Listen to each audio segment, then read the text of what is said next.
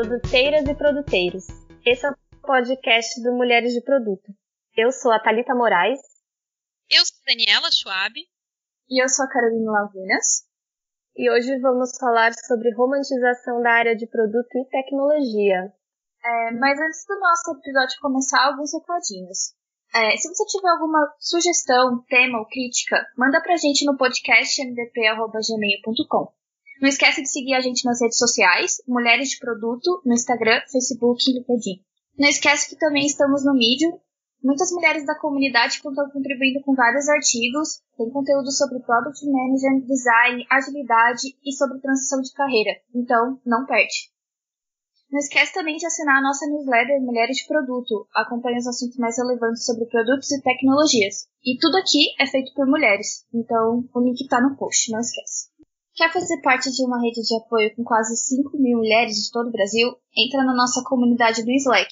A comunidade é exclusiva só para mulheres e o link vai estar aqui no post. Este podcast é patrocinado por Cursos PM3, o curso referência em produto no Brasil. Aprenda com 17 instrutores de empresas como Nubank, Booking.com, OLX, Creditas e muitas outras em mais de 40 horas de conteúdo totalmente online. Aproveite para usar o cupom de 10% off que se encontra na descrição desse episódio. Saiba mais em cursospm3.com.br. E hoje a gente vai falar sobre romantização da área de produto e também, na verdade, de romantização da área de tecnologia no geral.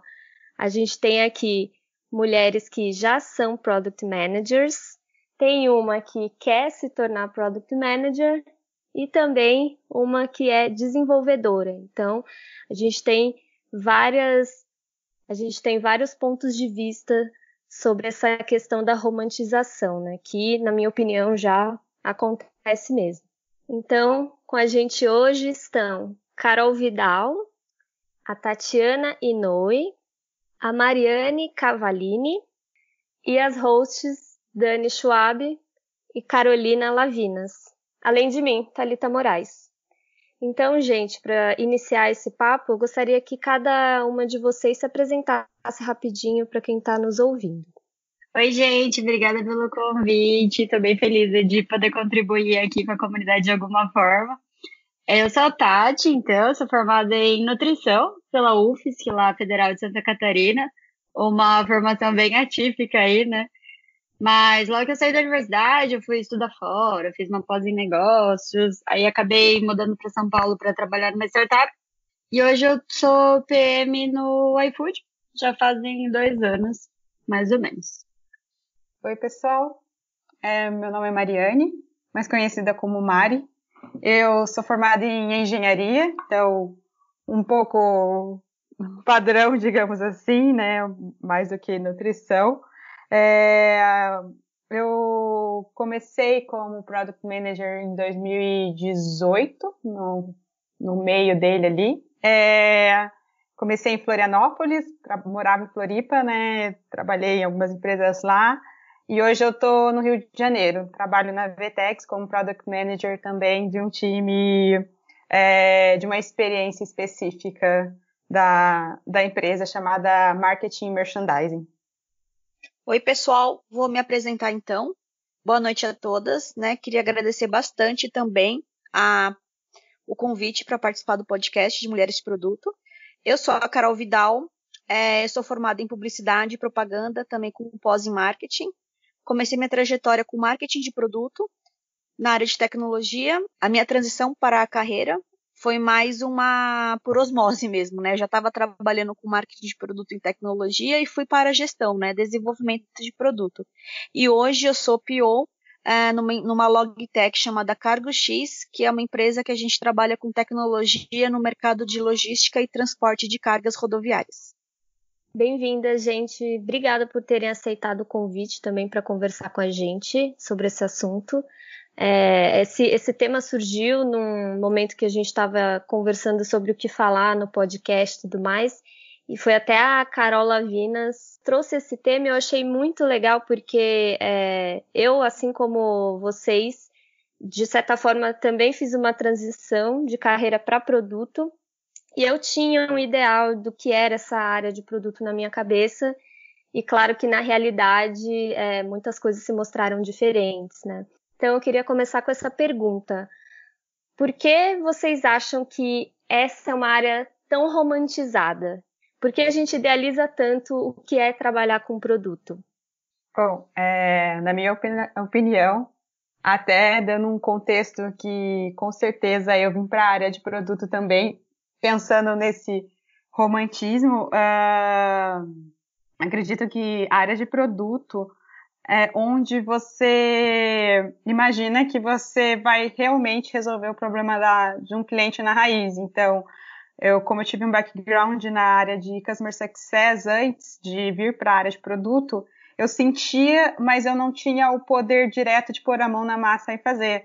Então, existe essa romantização de que aqui a gente vai conseguir ter esse poder de pôr a mão, que no dia a dia a gente sabe que com certeza é sim o local onde a gente resolve o problema na raiz, mas não é bem assim tão fácil quanto a gente imaginava. Eu acho que aquela famosa grama do vizinho é sempre mais verde, ou até todo mundo achar que consegue, resolver os seus problemas até chegar a ter os mesmos problemas que você. Então, a gente sabe que quando a gente chega para cá não é tão assim, é um pouquinho mais difícil do que só achar que resolve. E acredito também pela a vaga de Product Manager ser bem generalista, ela pode te chamar a atenção em diversos aspectos, né? Não existe algo na linha de se você coda numa linguagem X, você vai ser front, se você coda de uma outra maneira, você vai ser back, né? O Product Manager, ele é muito generalista e você pode ser um tipo de Product Manager em cima daquilo que te chama mais atenção, o que você quer desenvolver, ou que você tem a habilidade meio que nata para fazer. Então, acredito que vem muito nesse aspecto mesmo, de onde resolver o problema e ter essa possibilidade de resolver o problema da maneira que você quer, digamos assim, né? Para ser bem generalista. Então, indo meio que nessa linha, né, de qual é a expectativa versus realidade e essa romantização aí na área de produto, vendo de fora, parece que o PM é de fato o dono do produto, né? Ele é o product owner da coisa, ele tem todos os poderes sobre o roadmap, e é simples assim, né? Você construir um roadmap e tomar as suas decisões ali e tudo mais. Mas na prática, né, na realidade, quanto maior a empresa que você tá e o maior nível de senioridade que você vai atingindo, o PM acaba sendo aquela pessoa que mais direciona, né? Que mostra o caminho, né? De onde para onde a gente está indo e tudo mais para o time, do que efetivamente a pessoa que toma as decisões estratégicas para o negócio, né?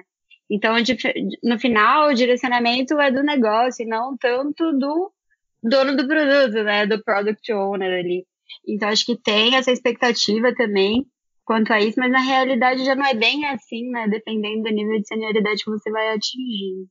Legal, gente, eu vou complementar com o que as meninas comentaram.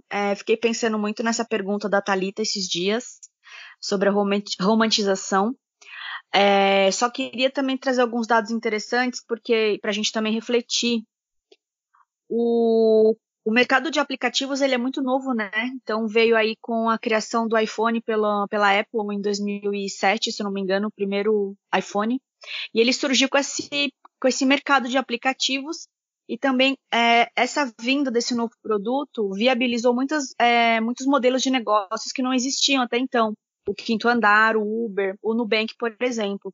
Então, a gente teve aí, de 2007 para cá, um desenvolvimento muito legal e muito grande em startups, em novos modelos de negócios digitais. Isso também proporcionou a abertura dessas vagas, né, no mercado. E acho que até uma estratégia das empresas de trazer os melhores talentos é realmente vender essa área que a gente trabalha como sendo uma área bem estratégica, né? E aí, claro, a gente chega na prática e vê que não é bem desse jeito, né? Conforme comentaram aqui. Então, eu acho que o mercado em si também proporciona isso, das empresas se venderem muito bem. A gente sabe, quem está no mercado de tecnologia sabe que existem muitas vagas e poucos profissionais, então nós recebemos propostas de trabalho com uma frequência maior do que outras áreas tradicionais. e as empresas sabem que não é fácil reter talentos. Então, eu acho que também tem o lado deles se venderem, como olha como a minha empresa é muito legal, venha trabalhar comigo. E, ao mesmo tempo, também a romantização, ela vem no sentido que a gente tem ótimos produtos digitais, as pessoas gostam muito, né? A gente gosta muito dos produtos que a gente usa, dos nossos aplicativos, e isso faz com que a pessoa pense, poxa, como deve ser legal trabalhar com produto. Infelizmente, é como se fosse um iceberg. A gente só está vendo e o mercado está conversando com aqueles produtos que dão certo, que é a ponta do iceberg. O que está lá embaixo, o que está mergulhado, que é a parte maior, a gente não vê. Então, a gente não vê os produtos que dão errado, as pessoas quebrando a cabeça e chegando a nenhuma conclusão, as dificuldades que é realmente criar um produto, fazer a gestão dele e fazer com que ele dê certo. Então, tem muito mais dificuldade do que as coisas dando certo. Mas a gente só vê no mercado aquilo que dá certo. Nossa, eu super concordo com você, Carol. Acho que é bem isso, né? O mercado ele está contribuindo para isso, o comportamento do mercado agora. Tanto essa questão do crescimento, do mercado digital, dessa necessidade de transformação digital, né, das empresas, que não dá para continuar assim. A gente não consegue mais conviver com esse modelo clássico, né, de gestão e de desenvolvimento de produtos, waterfall e tudo mais. Então, eu super concordo que esse é um fator que contribui bastante, né? Eu também acho isso. E aí o Nery, né, que é um amigo, ele é o head de produto lá da tribo que eu tô hoje, ele fala muito que esse nosso papel, né, de Product Manager é o melhor e o pior emprego do mundo, assim, né? Que você tem, apesar de você ter muita autonomia, e o que eu considero como um ponto super positivo, pelo menos lá da empresa que eu trabalho, e ter relação com diversas áreas e várias coisas muito legais. Por outro lado, a quantidade de informações que a gente recebe, o nível de responsabilidade que a gente tem é enorme também, né? Então, a pressão que um profissional de produto, né, um gerente de produto acaba recebendo hoje é muito grande, né? Porque o mercado ele está muito acelerado nessa questão do digital. Então, a gente tem que acompanhar todas as tendências e ainda mais para esse caminho de skills aí que vocês levantaram. Então, apesar de ser uma profissão muito generalista, que abre as portas, a gente tem que ser bom em tudo, né? Então, não basta ser só saber um pouquinho de cada coisa. Não, né? A gente tem que manjar de negócios, a gente tem que saber, né, conseguir priorizar muito bem o roadmap, manjar de metodologia ágil e conseguir ainda alinhar muito bem com stakeholders, ou seja, ter soft skills excelentes, assim. Então, eu acho que esse sentido de skills, assim, ainda também é um pouco romantizado. Esse ponto é muito interessante, porque eu realmente fico na dúvida se as pessoas que querem migrar têm essa noção de que não é só ter uma determinada skill que vai dar tudo certo e tudo vai se ajeitar, né? Existe uma variação até das skills que a Product Manager deve ter, dependendo da empresa onde ela está, do negócio que ela vai tocar. Às vezes a gente é mais exigida por uma coisa do que por outra. Como não é uma profissão ensinada em faculdade, eu acho que isso dificulta um pouco a pessoa que quer migrar ter essa visão, né? Até queria perguntar para a Carol Lavinas o que ela acha disso, assim, se é uma coisa que você vê também, Carol. Porque eu, lá, quando eu migrei, acho que eu tinha um pouco essa ilusão, assim. Mas eu lembro que eu me enfiei um monte de livro e comecei a conversar com muitas pessoas que até me alertaram de algumas responsabilidades a mais, assim, que eu não estava vendo. Mas o que você acha, Carol? Eu concordo, assim. Acho que foi justamente por isso que eu também tentei abrir essa pauta aqui com pessoas que já trabalham na área de produto, porque como eu tô consumindo bastante conteúdo ultimamente, às vezes eu sinto que as pessoas vendem trabalhar com produto como se fosse receita de bolo. Como se você tivesse uma pauta do que você precisa saber para você trabalhar com isso. E eu acho que isso é muito além. E que não é à toa que tem tanta gente de tantas áreas diferentes trabalhando com produto hoje. Eu acho que agora com esse boom que está rolando dos produtos digitais, a galera tem vendido muito isso, assim, como se o produto fosse uma fórmula que todo mundo conseguisse alcançar, seguindo uma lista de requisitos, mas que é totalmente diferente no dia a dia, né? Por mais que seja legal você saber aquilo, eu acho que vai muito além do que é vendido, assim.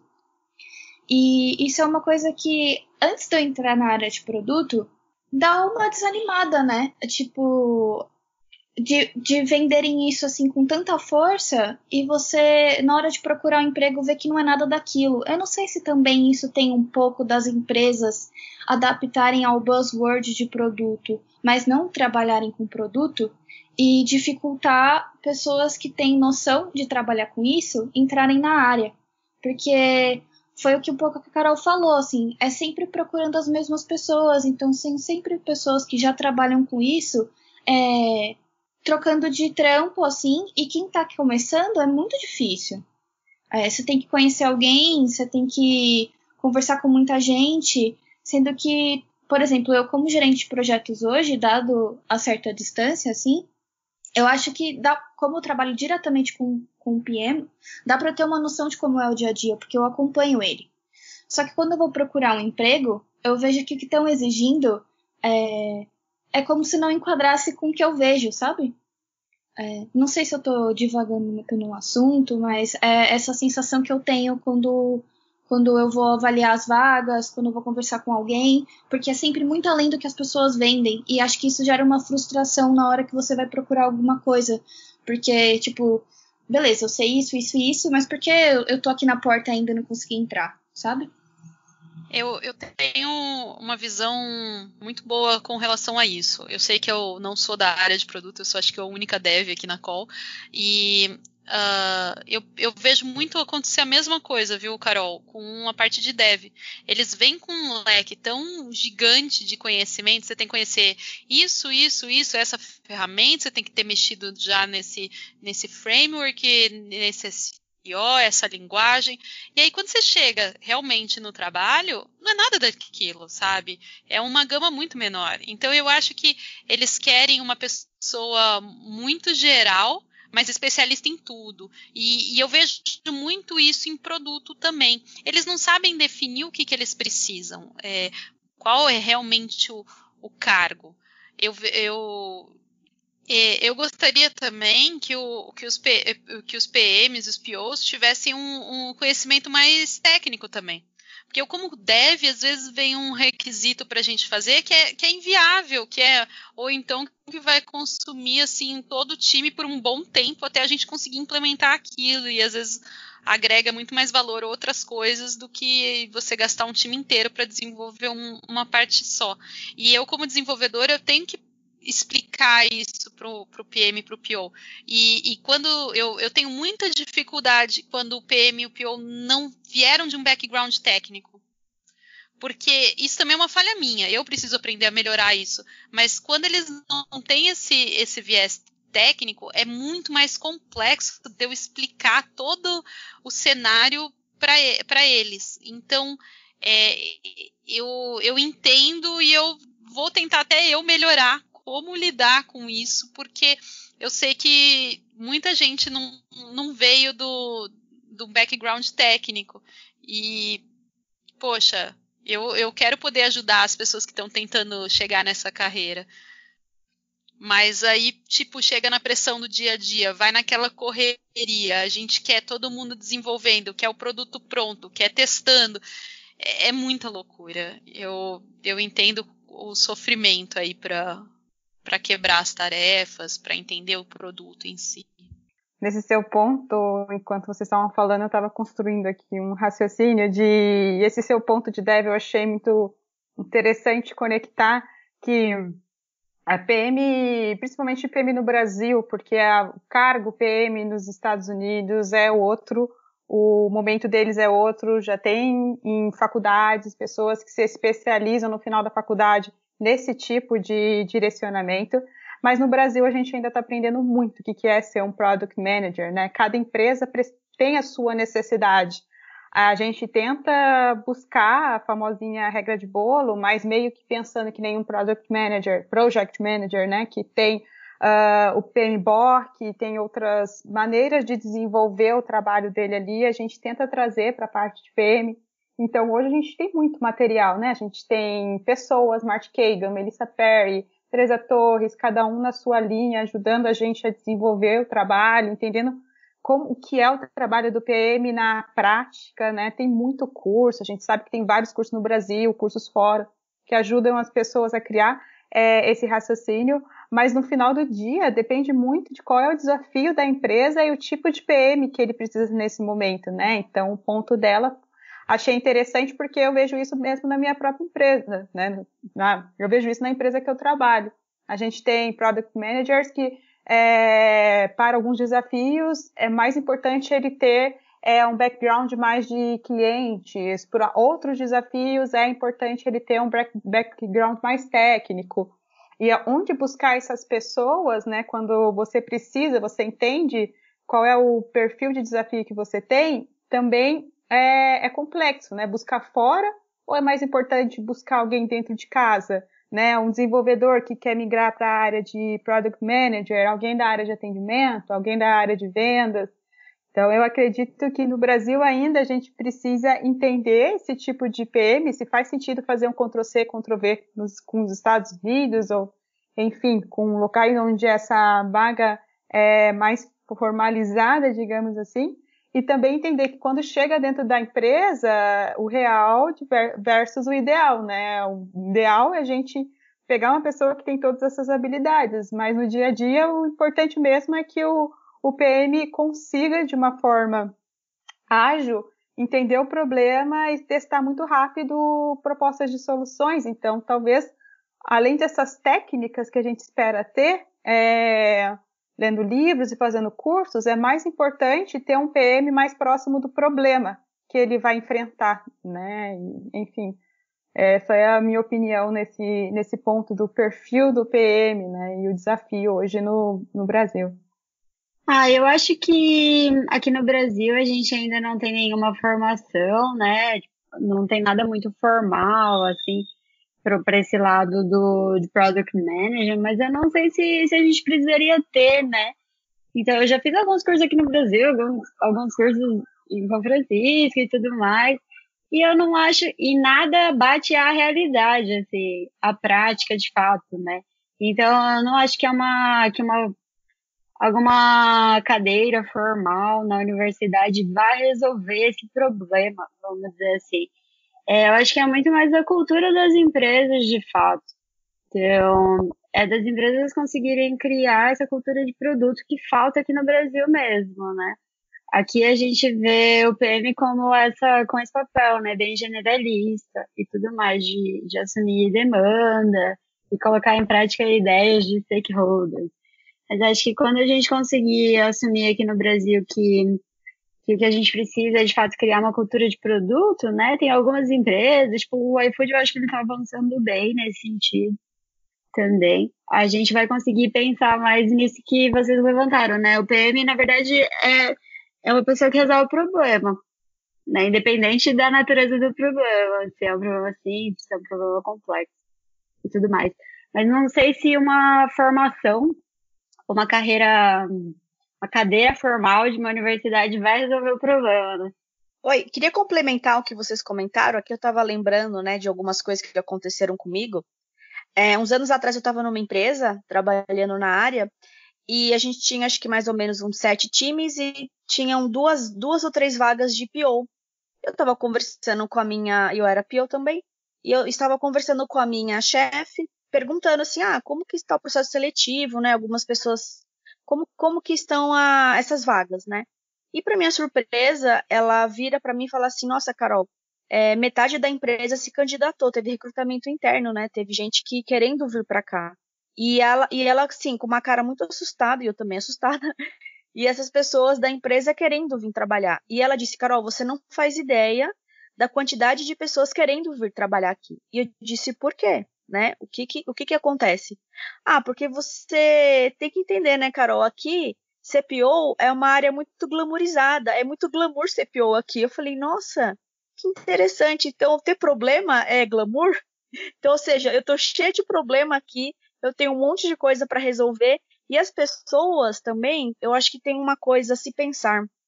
As pessoas que estão próximas dos POs, talvez elas enxerguem aquilo que é mais legal. E elas esquecem um pouco o nosso dia a dia. Então, o mais legal é a pesquisa com o usuário, é sair a campo para conversar com os clientes, o mais legal é a priorização, o mais legal é fazer o roadmap. Mas no dia a dia, vocês sabem que a maior parte do tempo a gente resolve problema, a gente resolve bug que fica surgindo, né, a todo momento. E é sempre um problema encavalando outro problema. Então, também eu acho que a romantização vem muito do que as pessoas projetam e o que elas idealizam ser. Porque trabalhar com produto é muito legal, a gente gosta, a gente sabe dos desafios que acontecem. Mas eu não concordo muito com essa glamorização, né? Essa palavra ficou muito forte na época. Essa romantização, porque as pessoas começam a idealizar muito sobre como que é o trabalho, e quem está muito perto acho que acaba também fomentando e ajudando nisso, né?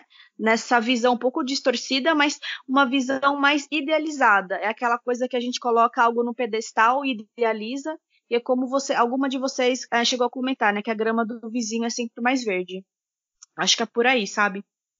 Eu acho que as candidatas a Product Manager talvez idealizem mesmo, muito influenciadas pelo que vem saindo no Medium, pelo que vem de bom que as pessoas mostram na internet, porque a gente tende a mostrar realmente os nossos sucessos, tudo que a gente faz de mais legal, e eu acho que isso seduz mesmo e atrai bastante gente para essa área, e tem muito a ver com essa glamorização que você acabou de comentar. E eu não sei, eu acho que algumas empresas, principalmente as que não têm cultura de produto ainda, e aqui no Brasil eu arrisco dizer que elas são a maioria, porque produto é uma coisa muito recente, né? Acho que as empresas também idealizam o que é esse papel de Product Manager e Product Owner, né?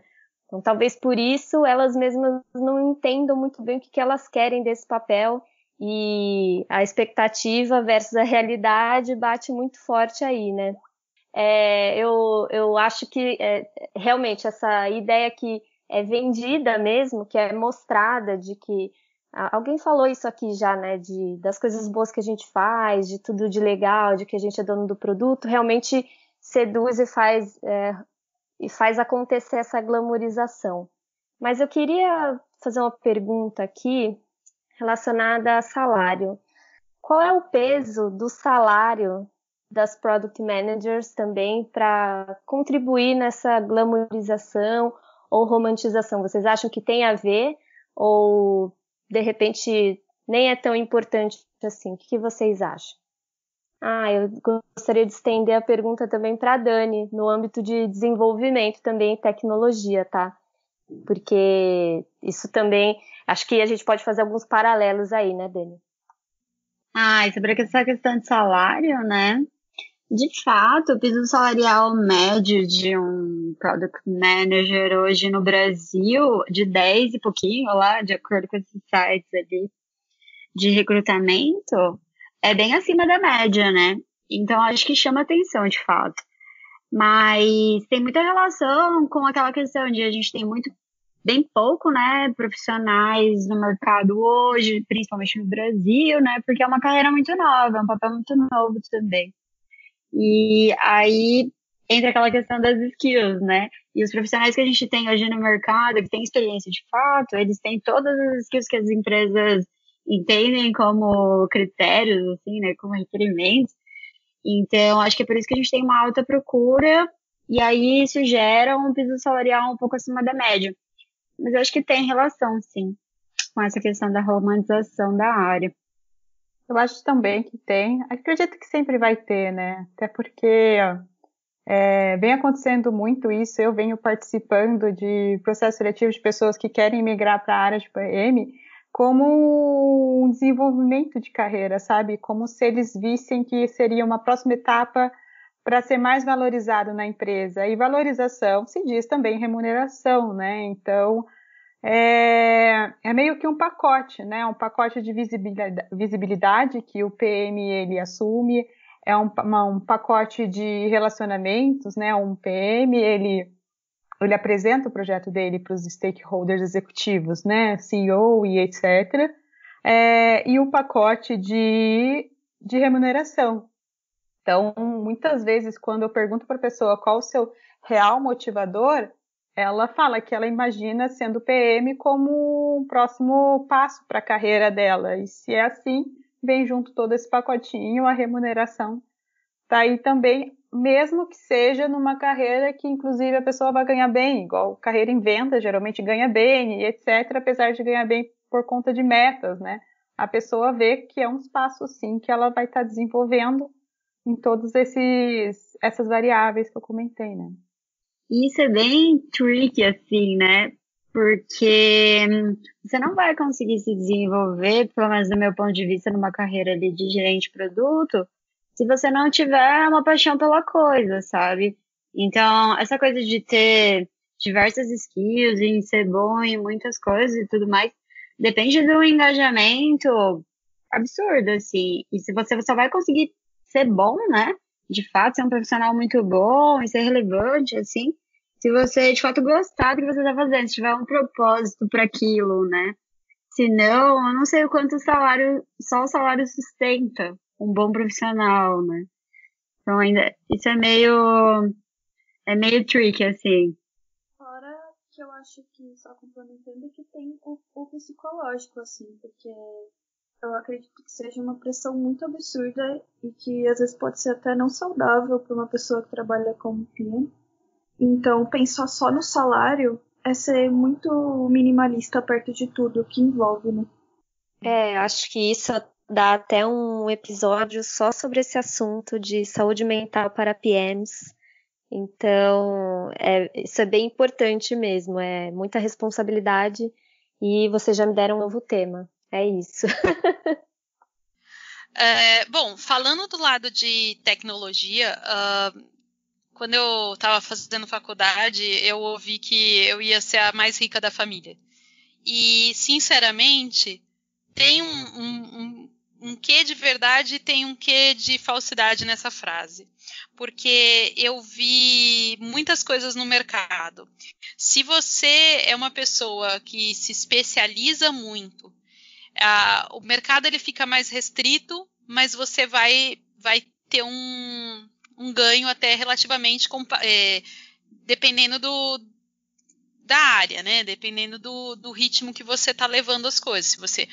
Mas eu também já vi muita empresa pagar muito pouco para os funcionários se matando para desenvolver.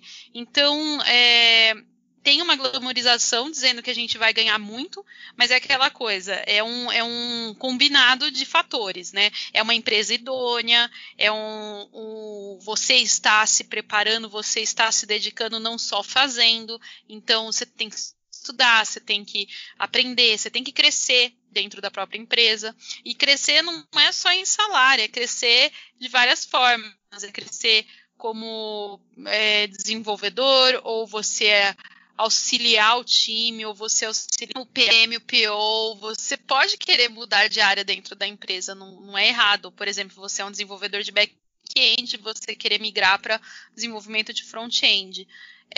Só que aquela coisa, toda vez que você começar na próxima área, meio que você apaga o que você aprendeu no passado, e aí isso apaga também o seu nível.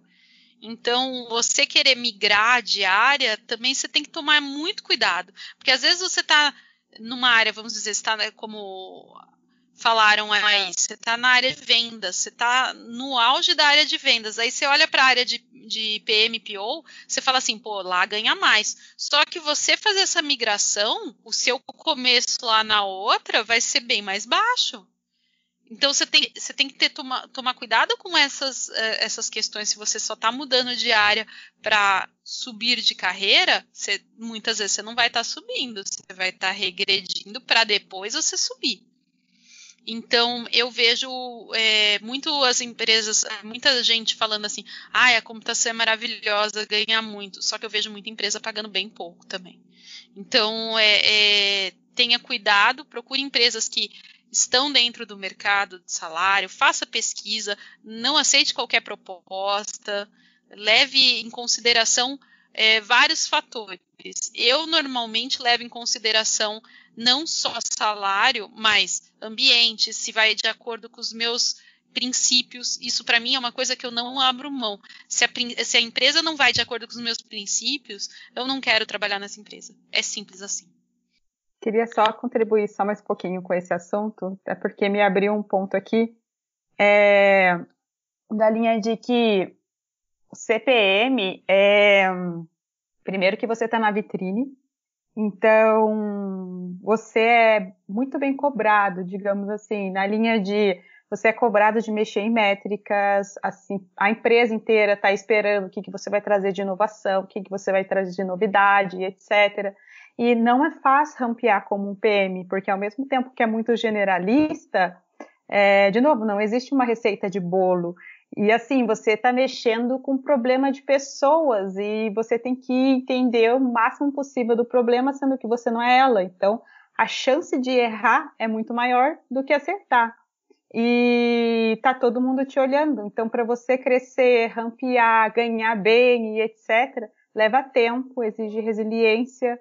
E como alguém já falou aqui, tem que se apaixonar porque vai dar um trabalho, assim, e até, inclusive, você chegar no momento da sua carreira que você vai olhar o tanto que você recebe, vai olhar o tanto de trabalho que você tem, e uma coisa vai se equilibrar com a outra, se é que existe isso, né, mas acredito que sim, e enfim, então tem que ter resiliência, tem que ter paixão, porque ser PM no dia a dia, assim, é muito subjetivo, né? Não existe o bom PM num livro, né? Como a gente já falou aqui também.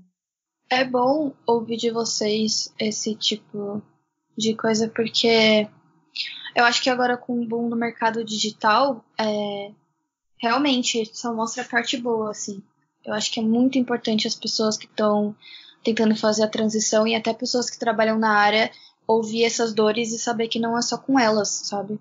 Eu acho que a gente precisa falar mais sobre isso porque, como em qualquer profissão, sempre vai ter a parte ruim. Nem sempre é só a parte boa. Aliás, nunca é só a parte boa, né?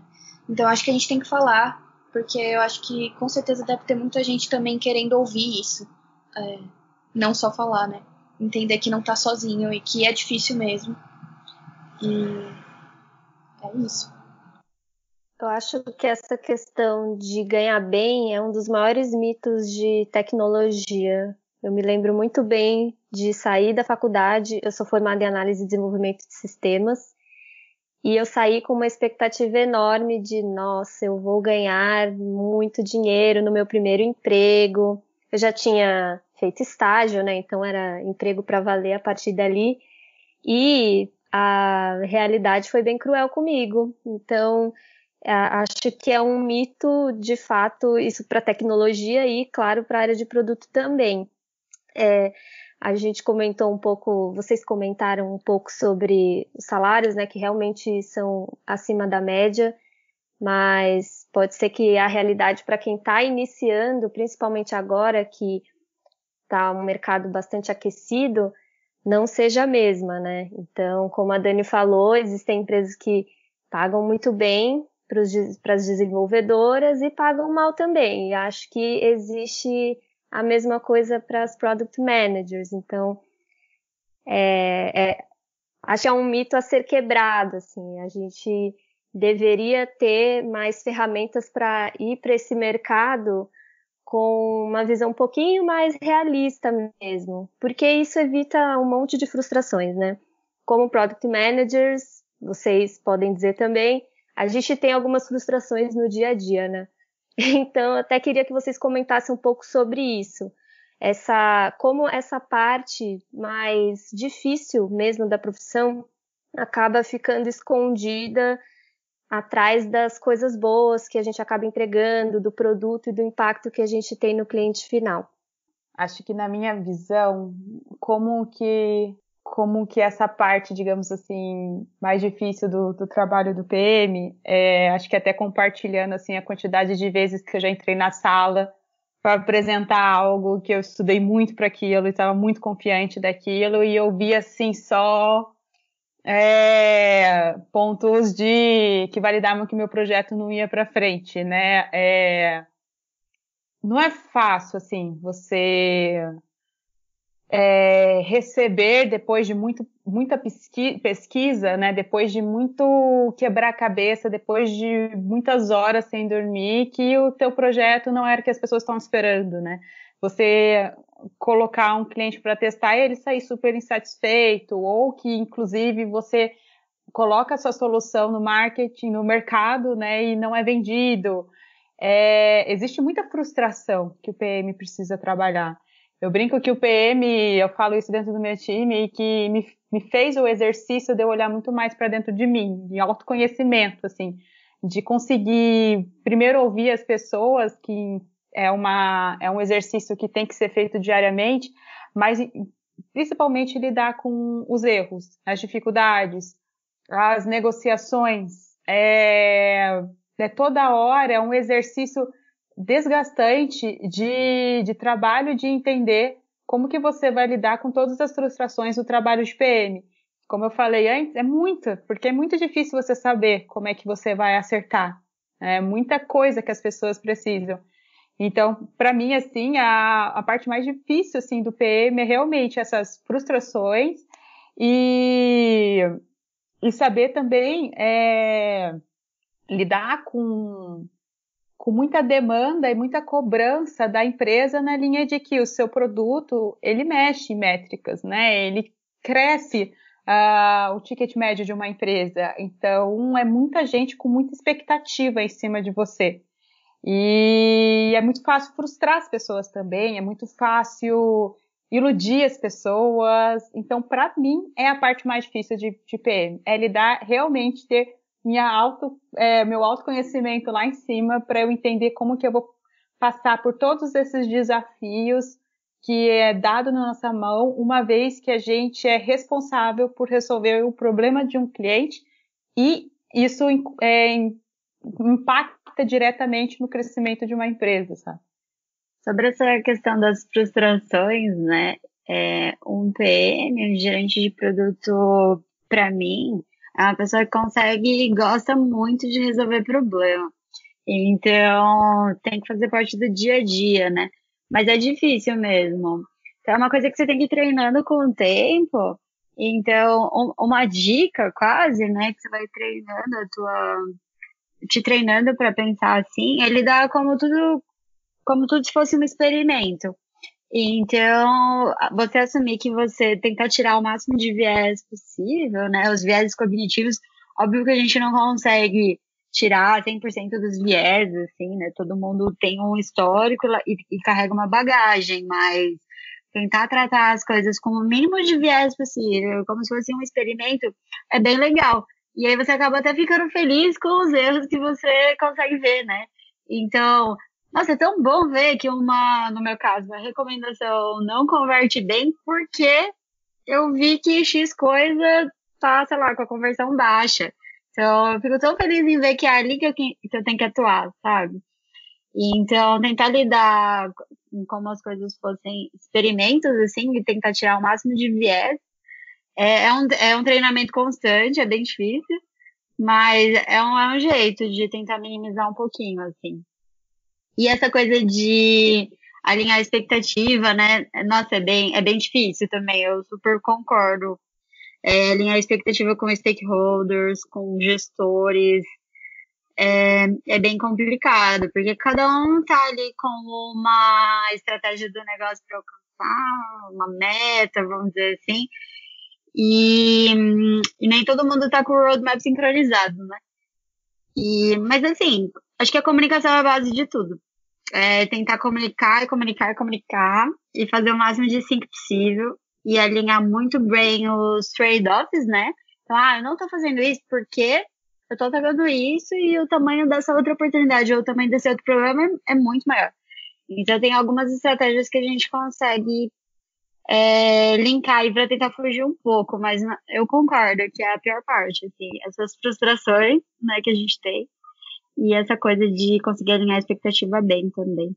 Eu estava aqui pensando no que vocês comentaram e é justamente também eu concordo com tudo que vocês comentaram e reforçando mesmo esses pontos de frustração com relação à expectativa, porque a gente fala muito sobre priorização, que vai ser prioritário, que vai ser entregue. E a frustração, ou talvez principalmente a dificuldade, é com aquilo que não é priorizado.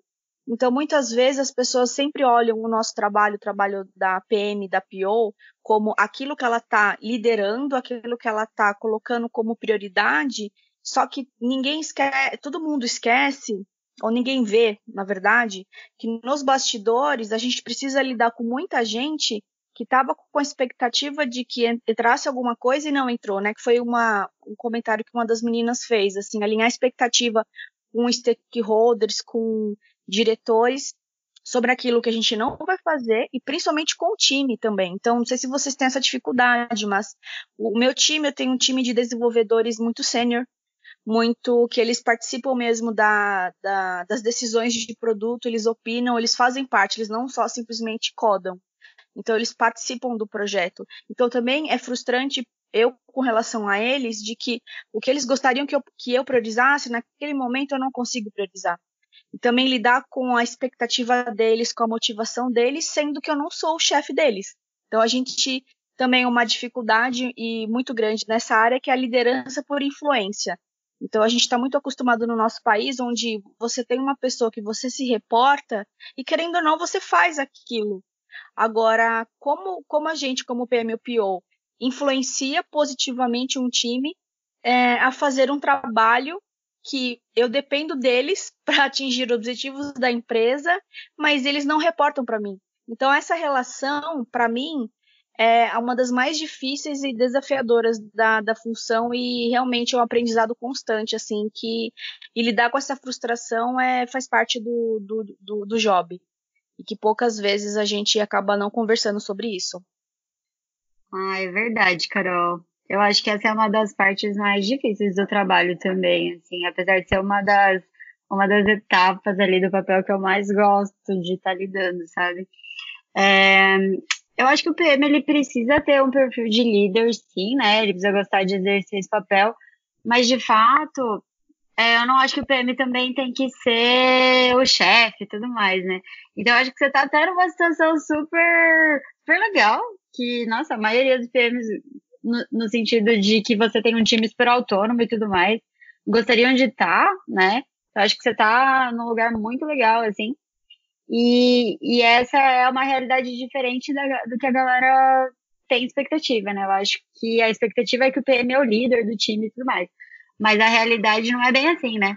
As pessoas não se tornam motivadas por alguém só pelo papel e tudo mais, né? E tá super correto.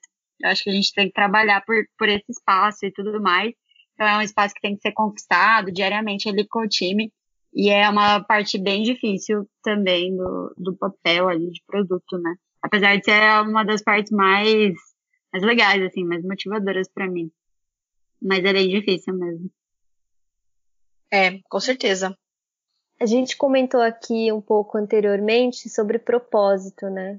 Como ajuda, na verdade, é importante para Product Manager ter, claro, o propósito do produto, para engajar, enfim. Tem gente que fala de se apaixonar pelo problema e tal, né?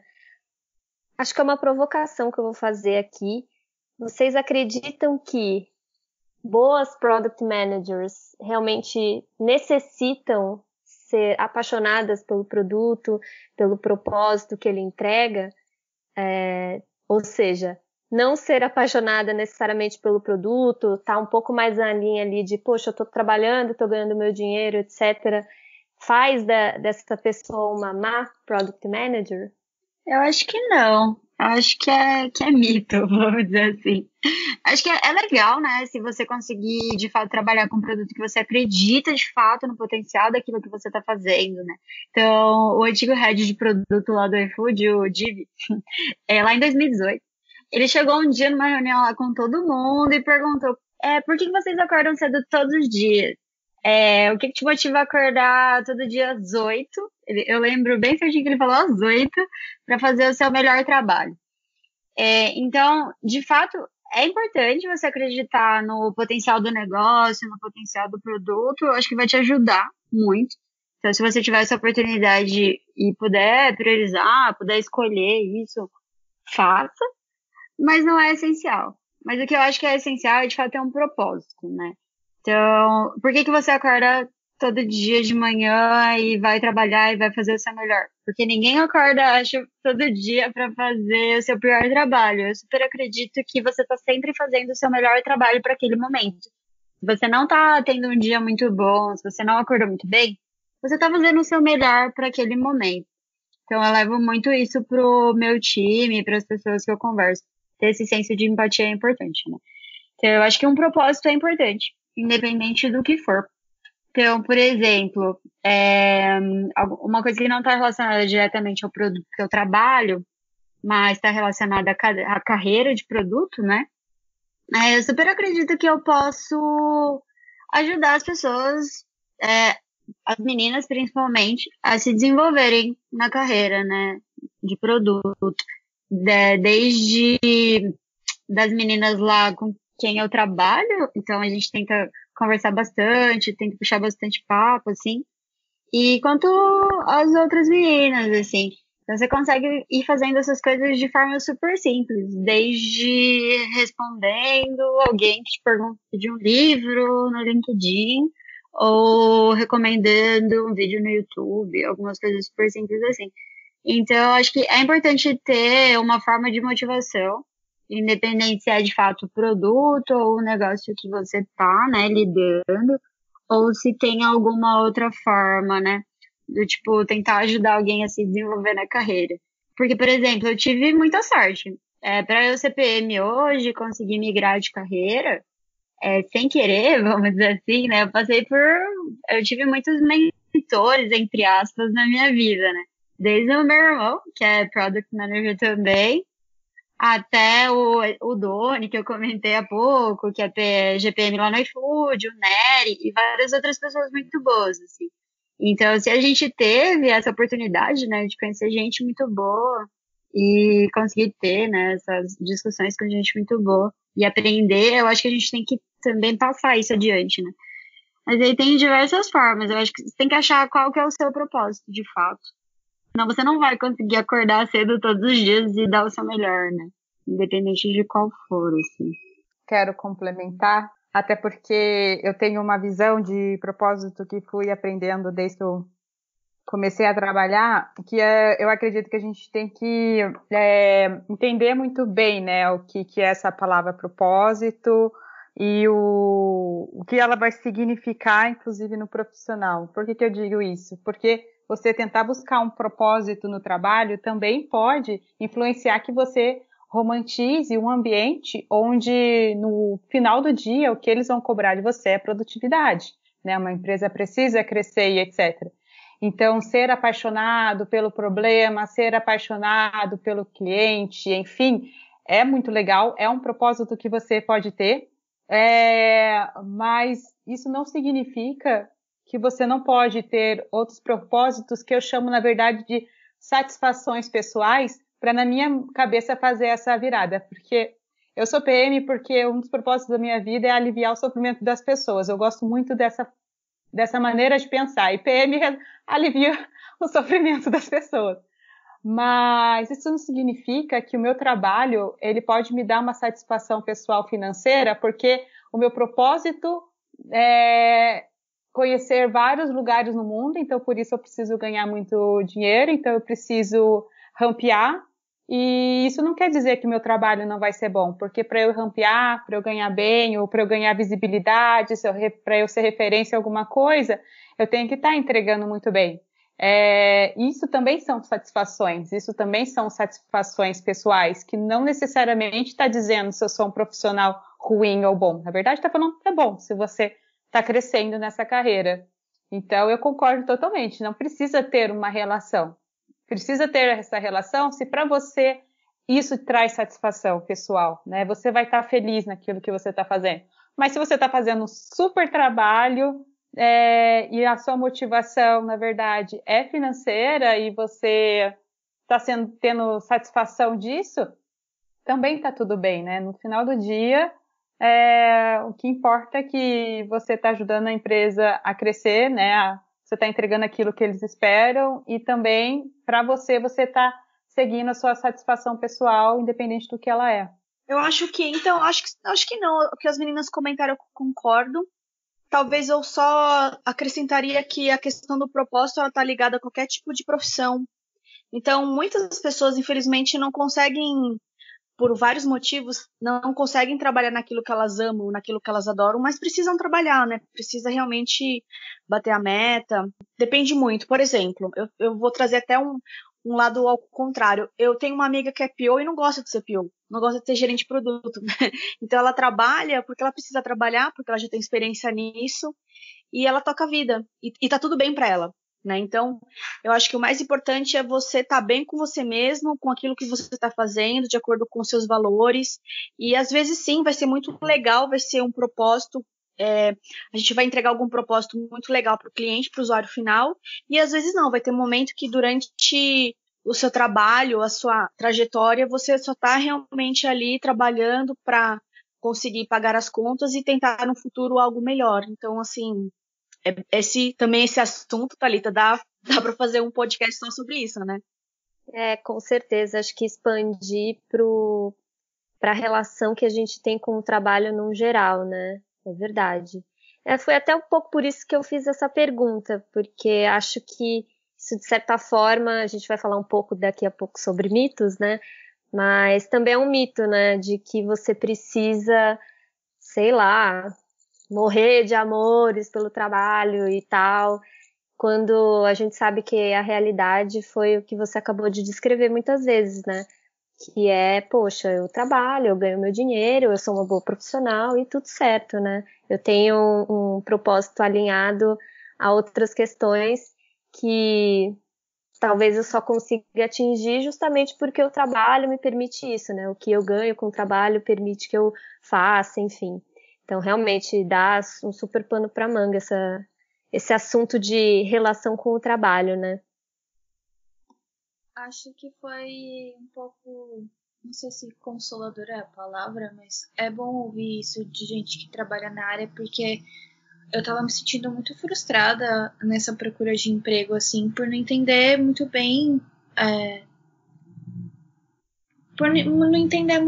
tipo, se era só eu que pensava isso, sabe? E esse assunto surgiu quando eu tava conversando com uma pessoa que faz o curso da PM3 comigo, e aí, tipo, opa, peraí, tem mais gente que pensa assim, eu acho que é melhor falar com gente que já trabalha com isso e entender se é isso mesmo, se é coisa da minha cabeça. Porque já é frustrante procurar um emprego, né? E quando você procura um emprego, você não vê nenhum retorno, você vê... É como se fosse isso, né? Tipo, como eu falei, receita de bolas. Eu vejo que as vagas hoje têm a descrição muito parecidas, né? É tudo muito geral, você tem que saber um pouco de tudo, mas para trabalhar com produtos que são completamente diferentes, assim. E acho que falta um pouco disso, de entender mais o que um PM precisa, não só da parte teórica, mas também tudo que envolve, sabe? Saber se comunicar. Comunicação não violenta eu acho uma coisa muito importante, né? Porque não adianta você trabalhar com um time muito grande e você não saber se comunicar com as pessoas. Eu acho que é isso muito importante. Comunicação e soft skills é muito importante para você entrar na área e entender além do que só a galera vende, sabe? Uma das coisas, aproveitando, eu sei que eu não sou PO, mas uma das coisas que eu vejo é, por exemplo, você está no mercado financeiro e aí o PM que vem é um PM que estava no mercado de jogos ou no mercado de produto digital de outro nível de saúde ou de música, enfim. E aí ele vem com uma bagagem que ele não entende o cenário que estava vendo. Mas por quê? Porque as vagas não estão descritas de acordo com o que deveriam. É como a Carol falou, o leque, a descrição da vaga é a mesma para as várias áreas, mas o que você vai trabalhar ali, o core que você vai trabalhar, é um universo completamente diferente. Eu, por exemplo, sou da área de desenvolvimento, eu trabalho com Android há mais de 10 anos, porém, eu já percebi que a gama do mercado que eu acabei indo trabalhar acaba influenciando quais as vagas que eu estou indo. Por exemplo, eu trabalhei muito com segurança voltada para aplicativos.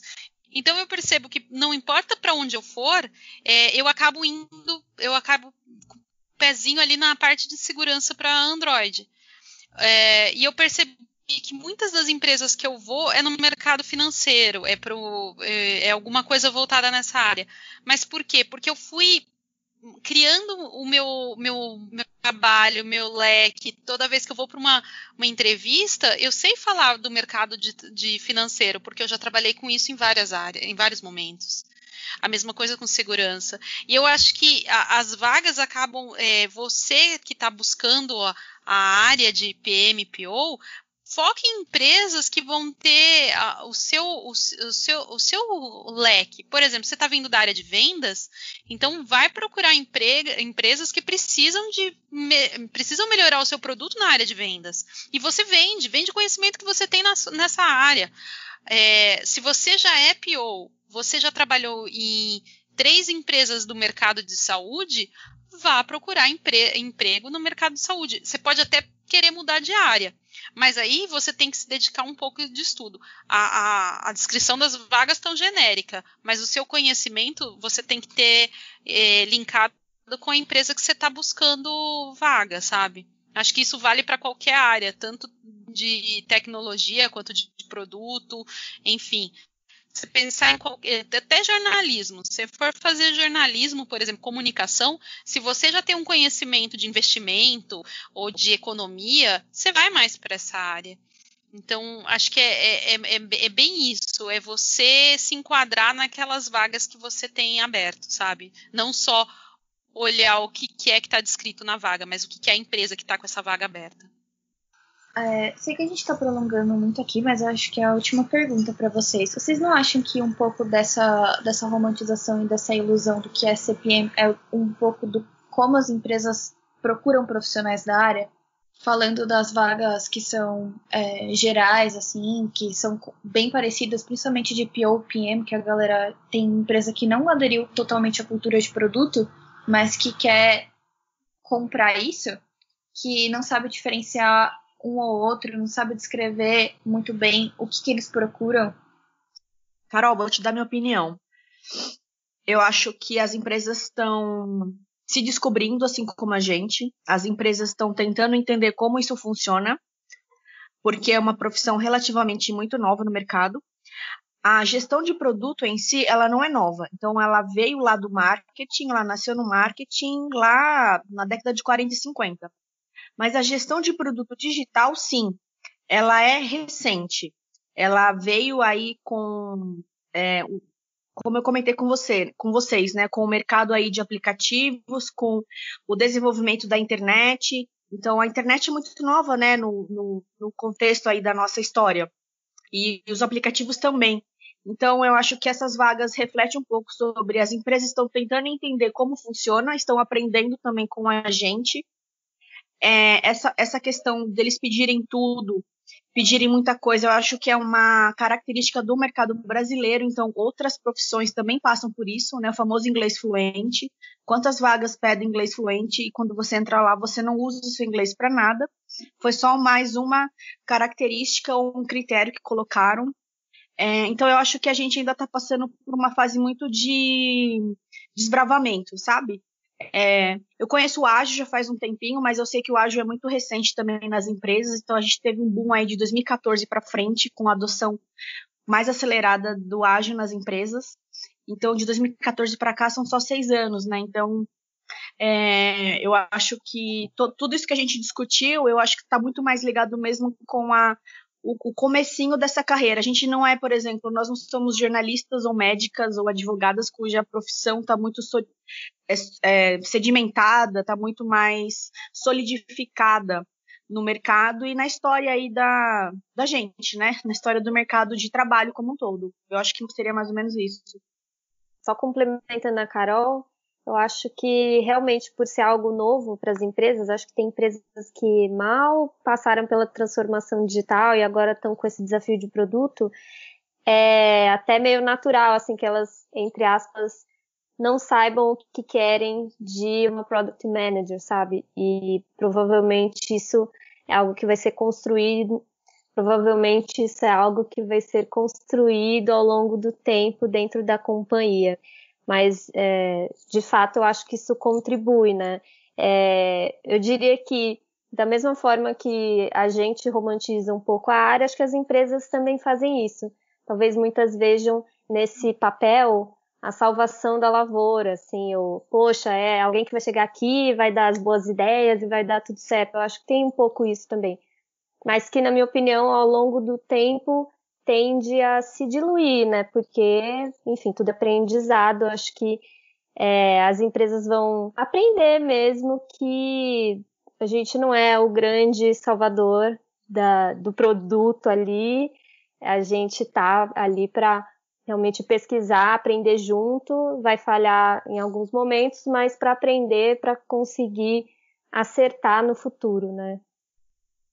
A gente já falou bastante aqui e antes de ir para os finalmente, só queria dizer que não é como se a gente estivesse aqui reclamando da área de produto, não é isso.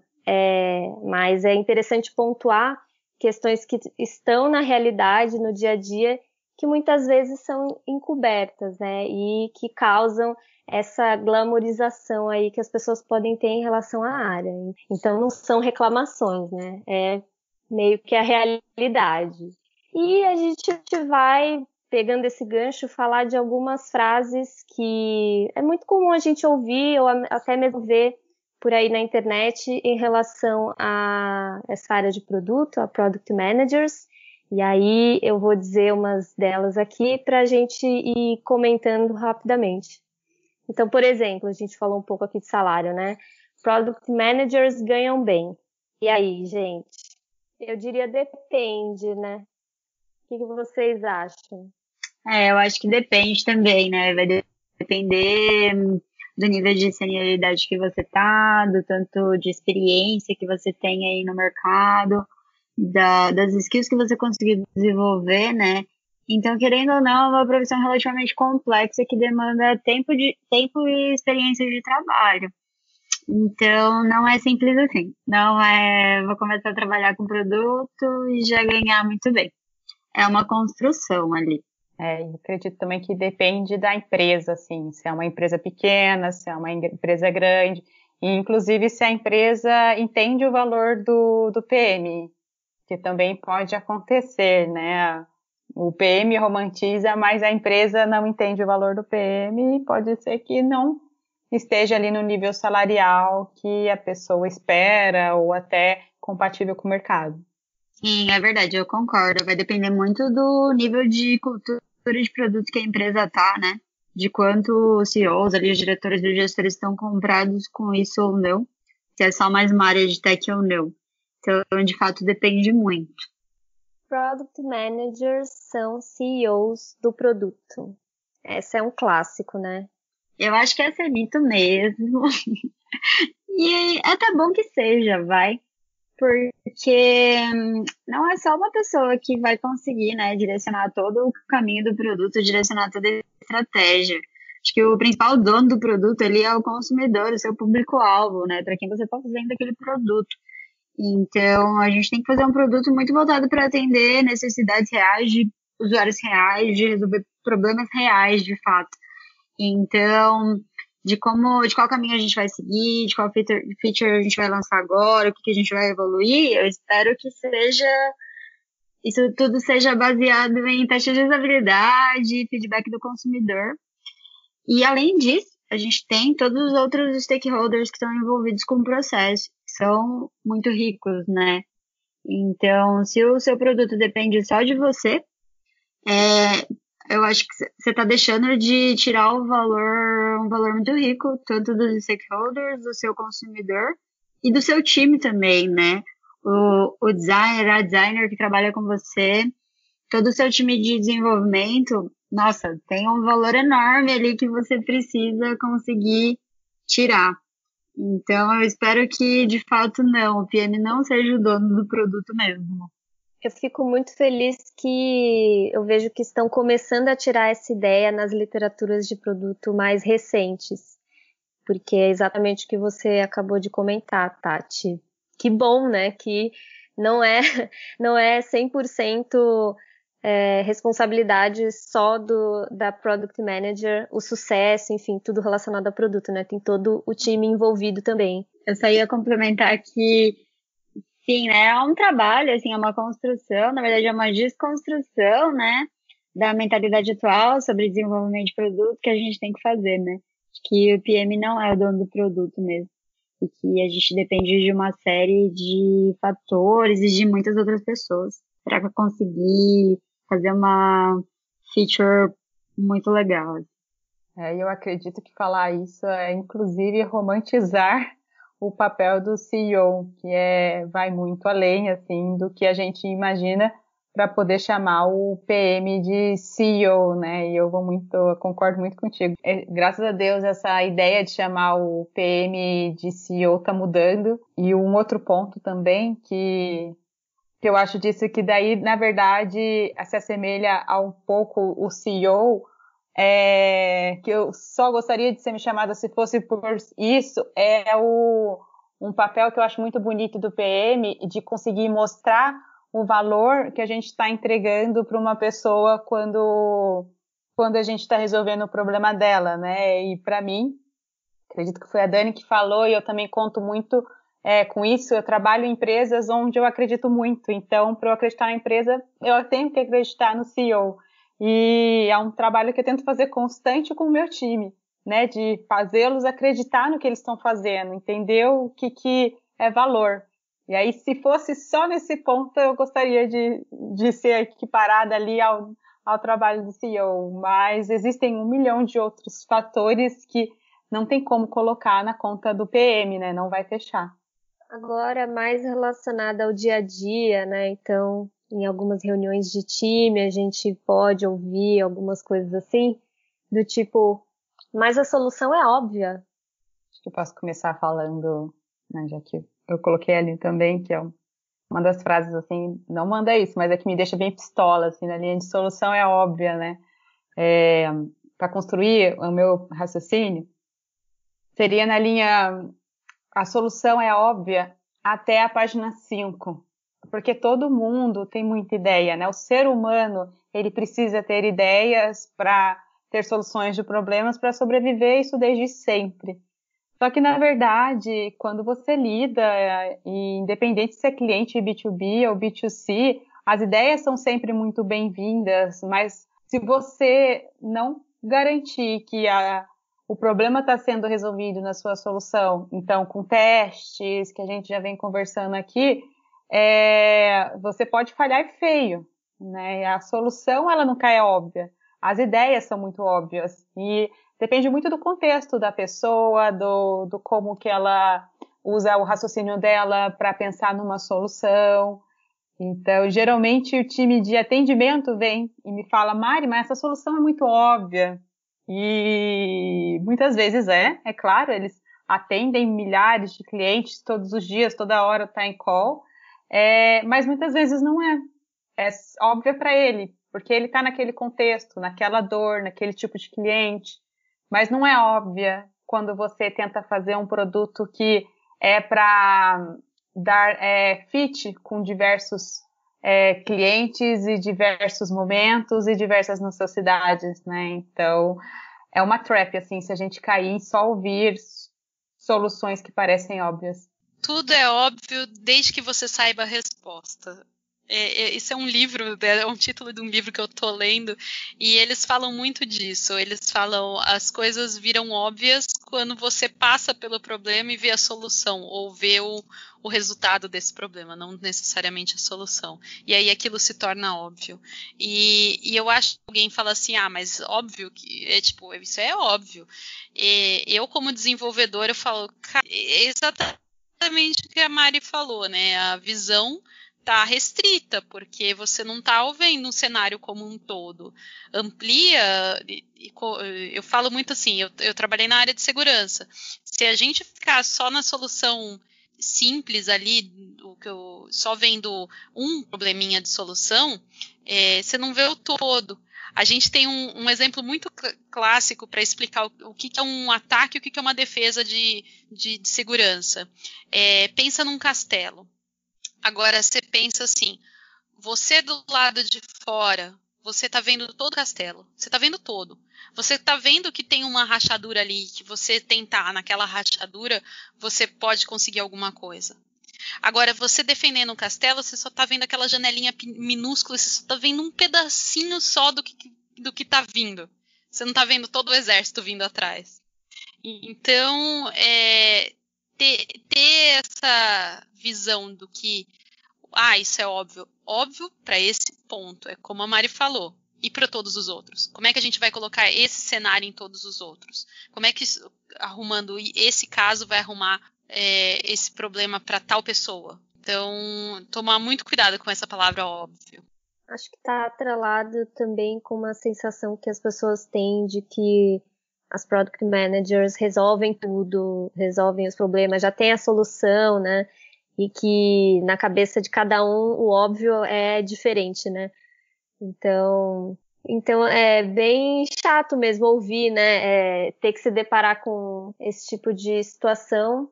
Mas acho que, bom, comunicação a gente comentou brevemente aqui, né?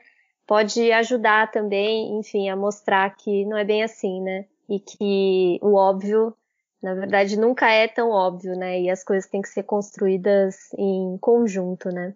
E o clássico PM vive sempre feliz.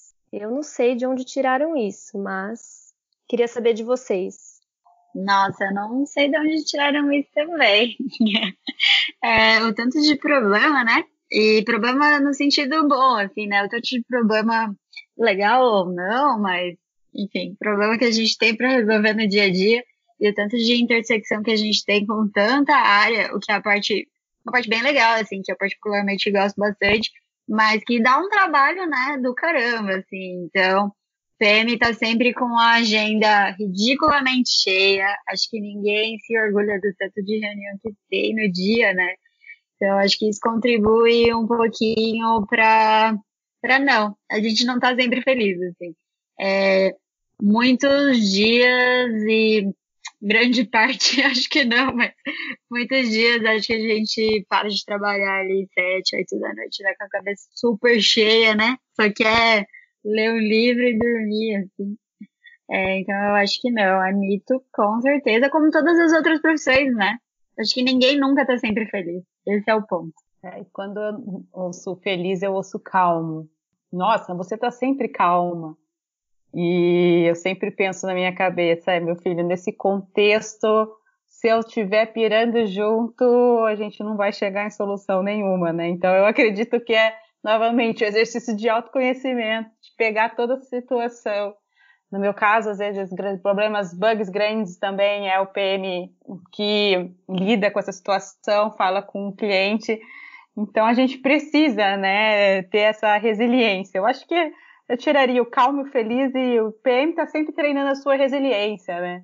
Imagina numa reunião que você é gongado ou numa reunião que você está com um CEO. É meio difícil falar que você está feliz, né? Você está ansioso, você está inseguro, está vindo várias emoções. Acredito que também a felicidade pela oportunidade, mas ela, sim, passa longe na hora de você pensar em todos os sentimentos que te dão em vários momentos, né? Eu acredito, quando me falaram isso um dia, de nossa, você está sempre feliz. Eu acredito que é porque toda vez que a gente tem uma relação, eu preciso mostrar abertura para a pessoa, para ela conseguir sentir confiança em mim, ao ponto dela aprofundar naquilo que ela quer me contar, né? Não entrar numa linha superficial do problema dela, não ter essa confiança, porque senão eu não vou conseguir captar o que ela realmente precisa. E aí traz essa impressão, mas é que nem a Tati falou, o PM desligou a call, sentou na mesa dele ou foi para casa. são preocupações, né? São problemas que ela tem que resolver, que não necessariamente, não sempre são felizes, né? Mas, enfim, acho que é uma maneira de olhar os problemas e tentar não entrar neles, né? Tentar ter um olho de águia, assim, para eles. Mas eu gostei dessa coisa da resiliência, né? É verdade, acho que a gente está sempre treinando a nossa resiliência. Eu gostei dessa. Muito boa. Para finalizar, o também clássico, vou ser Product Manager para resolver todos os problemas do cliente na raiz, na fonte. Quem é que vai contar a verdade aqui? Eu conto ou vocês contam? Pode contar, Carol. Vai lá. Gostaríamos muito, acredito que isso é unânime entre nós, produteiros e produteiras, que a gente realmente gostaria, de coração, poder ajudar todos os nossos usuários. Porém, acredito eu que em todas as empresas nós temos milhares e milhares de coisas, de situações, de contextos, de problemas e desafios, que nem sempre a gente consegue fazer o melhor ou mais correto naquele momento para os nossos usuários. E eu já passei por dilemas também, outro podcast, hein, Thalita, para a gente fazer dilemas. Não sei se já fizeram também. Um dilema onde você precisa resolver um problema do usuário, só que isso não resolve um problema para a empresa. Então, é vice-versa. Então, eu consigo resolver um problema para a empresa, mas isso não necessariamente resolve ou ajuda o meu usuário. Então, é uma brincadeira de estica e puxa. De um lado, eu preciso olhar para a empresa, para metas, receitas, e de outro, eu preciso olhar para o usuário, se ele está feliz, descobrir o que ele quer, o que ele gosta, atender uma dor realmente do usuário. Quando a empresa consegue fazer isso, é mágico, né? Então, essa é a mágica por trás disso. E realmente é extremamente difícil fazer isso. Quando funciona, obviamente, a gente vê aí no mercado produtos excelentes, dando muito resultado. Mas no dia a dia, no contexto nosso, é muito mais difícil isso acontecer. Não porque a gente não gostaria, mas porque existem N fatores, N coisas que acontecem que a gente não consegue nem sempre focar 100% nos nossos usuários. E às vezes não é só nem por focar ou não, né, 100% nos usuários. Mas se a gente não precisasse priorizar de fato, né, eu acho que a gente não ia precisar estar aqui. Acho que o principal papel do PM é conseguir priorizar quais são as maiores dores do usuário naquele momento, né? Então, às vezes tem um problema que é um problema muito grande para um, mas não é um problema tão grande para outro.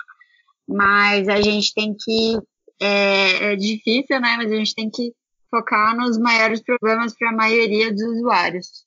Mas eu super concordo com o que vocês colocaram também até aqui, mas é difícil mesmo. Não vai rolar resolver todos os problemas, não. E dentro disso também, quando você se torna um PM, as pessoas não entraram no seu contexto, né? Então, para elas é óbvio que você vai resolver o problema delas. E quando você está ali, você está tentando, não necessariamente tu vai conseguir. Tem muita variável para tu conseguir. E aí cabe aquele exercício, né? De toda vez que você vai conversar com a pessoa ou até num cafezinho no corredor, setar as expectativas, evitar as frustrações das pessoas também naquilo que você está tocando. Acho que quem nunca, né? Mari, isso daqui tá no quê? Não tá. Poxa, sério, putz, não sei o que eu vou falar pro cliente. Então, eu acho que essa noção, né, esse mito de que vai chegar e vai resolver os problemas dos clientes da maneira que a gente quer, priorizar ali da maneira que a gente sempre achou, o desenvolvedor vai fazer em um dia ali, uma coisa que é muito mito, acaba tendo esse risco de expectativas desalinhadas e frustrações futuras sem necessidade, né? Então é um mito que acaba dando mais trabalho pra gente, porque a gente tem que setar essas expectativas todo momento. A gente espera que tudo que a gente conversou aqui em relação a essa romantização tenha ajudado quem está procurando vaga, quem quer migrar para a área de produto, a entender um pouco mais como é na realidade, Espero que esse papo aqui, tudo que a gente já conversou sobre essa romantização, tenha, primeiro, tirado, né, esse glamour, essa névoa da área de produto, que esconde, na verdade, o que é a realidade. E a gente acredita que mostrar isso é bom, na verdade, porque é mais justo com as pessoas, né? É muito melhor quando você entende um pouco mais o cenário que você está prestes a adentrar. Então, a gente comentou um pouco aqui de algumas coisas que são realmente, de fato, o dia a dia para quem trabalha com produto. Espero que ajude quem quer migrar para essa área e que as pessoas que já trabalham nessa área sintam que não estão sozinhas, né? No final das contas, é isso mesmo. Existem, sim, frustrações, dificuldades, mas a gente já sabe também de toda a parte boa que existe, né? Então, é só importante a gente ter um equilíbrio aí e não se deixar levar só pelas coisas maravilhosas e ser um pouco o pé no chão também com o que acontece na realidade, né? Bom, antes de encerrar, a gente vai agora para um quadrinho de dicas. Então, são dicas relacionadas ao que a gente acabou de falar aqui, enfim, filmes, livros, na verdade, o que vocês quiserem. Alguém quer começar? Então, a minha dica de hoje é assistam O Estagiário com o Robert De Niro e a Anne Hathaway. Cara, é um filme lindo, é um filme tranquilo, mas ao mesmo tempo é um filme que te põe para pensar, te põe para olhar o negócio, olhar com carinho. Não é pesado, não é tipo, ele mostra os dois lados. Ele mostra o lado pesado e o lado romântico. Eu recomendo muito. Tem no Netflix, então quem puder assista, vale muito a pena. É minha dica. Bom, a minha dica é que vocês, depois da pandemia, depois que a gente terminar a sair do isolamento, é que vocês participem de meetups, encontros de comunidades e conheçam bastante pessoas na área. Façam network, não só pessoal, mas também pelo LinkedIn, porque eu já vi oportunidades acontecendo, pessoas conseguindo entrar na área, pelo networking, pelo fato de você conhecer pessoas na área, e isso pode abrir portas, né? Então, não só para entrar na área, mas também para conhecer outras pessoas, como a Thalita falou, para não se sentir sozinha, só eu estou passando por esse problema. E, bom, a comunidade está aí, né, para mostrar a força que nós temos e o quanto é uma ajudando a outra, as coisas se tornam muito mais fáceis. Eu concordo com a Carol de que tentem aproveitar ao máximo a comunidade, tanto para quem já está na área faz um tempo, quanto que para quem está chegando agora, está pensando em vir para produto, quer entender um pouquinho mais da área. E às vezes não só conversar ali no Slack, tal, da comunidade. Se quiser procurar no LinkedIn, mandem dúvidas, nenhuma pergunta é boba. Façam todas as perguntas possíveis e aproveitem o máximo da comunidade. Tem alguns livros, né, que são clássicos aqui, que até já devem ter dado, né, tipo essas dicas, assim. Os livros do Kagan, o Spardo, né, acho que para quem tá vindo, ele traz, assim, um toolkit inicial, tipo, o básico do básico de o que é a área de produto, o que você vai encontrar ali dentro e tudo mais. Então, acho que é um requisito, assim, para mim. É muito gostosinho de ler também. Tem vários vídeos no YouTube também, que da Product School, tem a São Francisco e tal, tem vários vídeos super, super legais, assim, desde o básico, de como é uma entrevista, ou quais skills você precisa desenvolver, o que é bem legal para todo mundo, e até um pouco mais especializado, vamos dizer assim, né, alguma coisa mais sobre experimentação, entrando mais no nível ali de testes AB e tudo mais. Então tem bastante coisa ali no YouTube da Product School. E qualquer coisa podem me procurar também. Seguindo a linha do Kagan, também tem o blog dele, né, o svpg.com, que é o Silicon Valley Product Management, se eu não me engano, .com, que é muito bom. Ele dá alguns capítulos do livro, ele coloca como artigo lá, alguns só, porque também precisa comprar o livro, que eu acredito que só tem em inglês, eu nunca vi em português, mas é realmente muito gostosinho de ler. E também tem um cara que eu gosto muito, que é o Simon Sinek. O Simon, ele não é de produto, ele não é produteiro, mas eu gosto muito das ferramentas que ele apresenta para você ser um bom líder, né? Então, tem o famoso Golden Circle, tem o livro dele que é muito famoso, O Jogo Infinito, que fala muito sobre como começar pelo porquê, ele é super legal. E, por fim, também tem a mulherada, que também acredito que todo mundo já tenha falado em outros podcasts, que é a Melissa Perry e a Teresa Torres, que a Teresa é muito forte para Discovery, então ajuda muito no como fazer. Enfim, eu acredito que são essas ideias que eu tenho para oferecer, assim, direto de produto.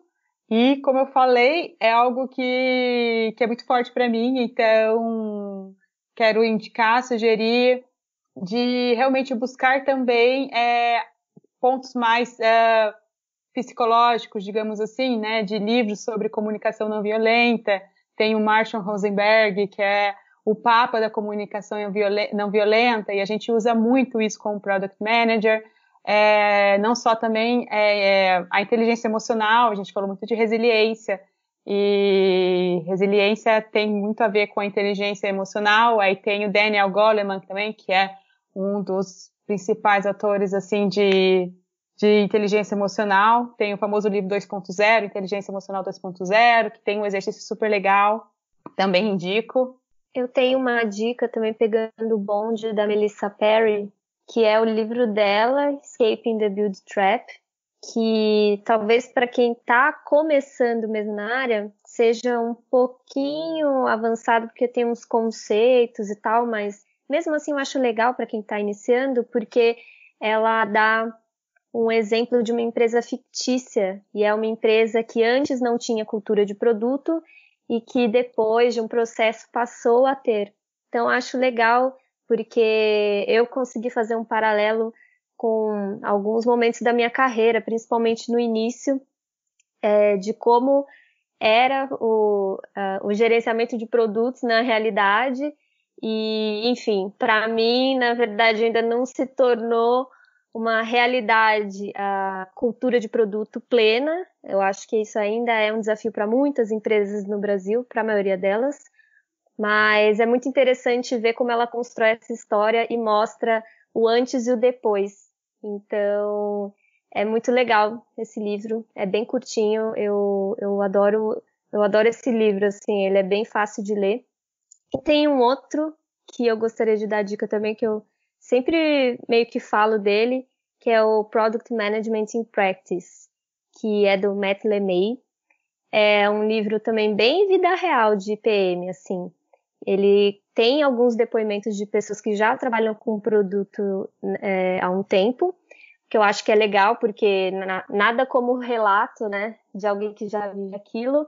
Ele traz bastante para o dia a dia.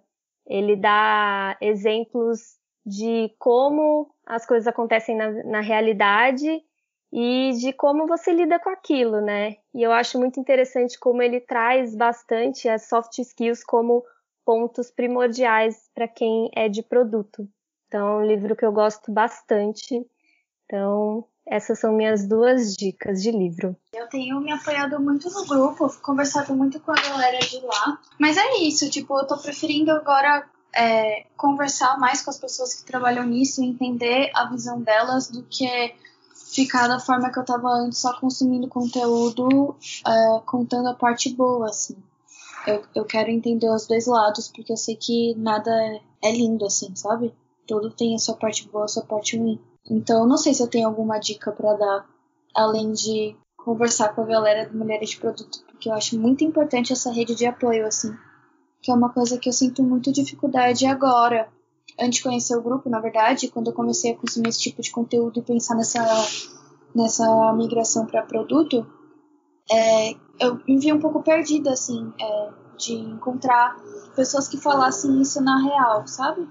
Então acho que no grupo Mulheres de Produto eu acabei encontrando gente que soube conversar comigo e me explicar algumas dúvidas e entender o outro lado, além do que eu estava vendo só consumindo conteúdos. Não sei se eu tenho algum livro ou filme específico para agregar. Amo quando a dica é a comunidade, porque é uma super dica mesmo, né? Suspeita para falar, mas é verdade. Bom, eu queria agradecer demais todas vocês. Eu amei demais esse papo, de verdade. Eu acho que a gente tocou em vários pontos que podem ser até meio polêmicos para algumas pessoas, mas que eu acho que foi muito importante. E eu gostei demais de conversar com vocês. E antes de encerrar de vez, deixem os seus contatos, seja no LinkedIn, enfim, ou em outra rede social que vocês desejarem, para as pessoas entrarem em contato, se elas quiserem trocar uma ideia sobre esse episódio, enfim. Deixem aí os contatos de vocês. Beleza. Podem me procurar no LinkedIn, eu tô como Tatiana Inoue, tá? Tatiana Tracinho Inoue. E qualquer coisa tem meu e-mail lá também. Podem mandar e-mail, fiquem bem à vontade. Eu adoro falar sobre assuntos polêmicos e tudo mais. E foi muito legal, obrigada pelo convite, Thalita. E sempre que precisarem, tamo aí. Queria também aproveitar para agradecer, foi muito legal. Eu também adoro falar assuntos polêmicos. E inclusive também realidades, é a verdade como a vida é. E também parabenizar, né? Eu acredito que eu vi o Mulheres de Produto crescendo lá na RD, com a Jaque, com uma galera, e eu via de longe que eu não era de produto, apesar da época querer muito ser. E fico muito feliz aí com como que esse movimento cresceu e está crescendo cada vez mais. Eu vejo como é forte para ajudar a gente, né? Até para ter mais mulheres, né? A gente sabe que quando a gente fala do ambiente feminino e a confiança, a segurança da mulher de entrar nesse ambiente que é majoritariamente masculino, eu digo por mim, temos 12 pessoas no time, eu sou a única mulher. Então, parabéns aí por todo esse trabalho que vocês fazem, contem comigo. E aproveito para fazer um jabá, estamos contratando uma PM para o meu time, estou dando preferência para as mulheres, então se alguém quiser, tiver interesse, venha falar comigo depois, a gente bate um papo. Não, vou deixar aqui meu recado, obrigado pela participação, gostei bastante de conhecer todas vocês. Também quero deixar meu contato no LinkedIn, eu tô Carolina N. Vidal. Se alguém quiser também conversar, estou à disposição para tirar dúvida, trocar experiência. E eu acho muito importante a gente poder falar sobre realmente o que a Carol, minha xará, falou, trazer a realidade, trazer o que realmente acontece na área, porque a gente pode ajudar as pessoas também, talvez, a evitar entrar numa área que ela não se identifica, que a gente consiga talvez trazer mais a realidade para a pessoa ter um pouco mais de certeza sobre o que realmente ela vai encontrar na realidade, se ela realmente é isso que ela busca, né? Então, e tá tudo bem a pessoa conhecer a área de produtos, realmente não se identificar e encontrar outros caminhos aí a serem seguidos, né? Bom, muito obrigada mais uma vez, então. Obrigada também a Dani e a Carol Lavinas, que são hosts desse podcast aqui também, que, né, a gente faz aqui isso tudo juntas. E muito obrigada também a quem está ouvindo a gente. E a gente se encontra então no próximo episódio do Mulheres de Produto. Até mais! Um beijo! Tchau. Tchau, gente.